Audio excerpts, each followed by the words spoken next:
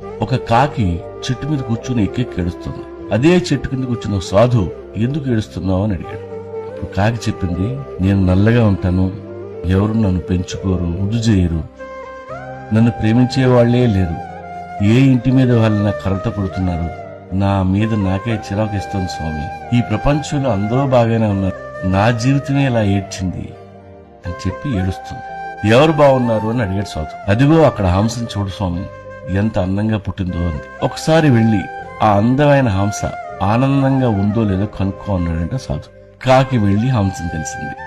అప్పుడు హంస అన్నది, నాది ఒక అందమైన తెల్ల సున్నం కొట్టి దేవుడు నన్ను ఇక్కడ పడేశాడు, ముగుడు తెచ్చిన ముండలా ఎప్పుడూ ఈ కొలంలోనే తిరుగుతూ బతకాలి, ఆ మఖావం చూడు ఎంత అందంగా పుట్టిందో అని హంస ఏడ్చింది.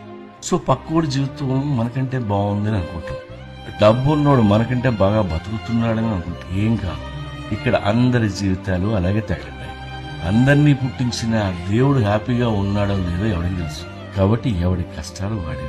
ఆ కాకిలాగా మనల్ని ఎవడో లవ్ చేయకపోతే ఇంకా అదృష్టం, ఇంకా ఆనందంగా బతుకు.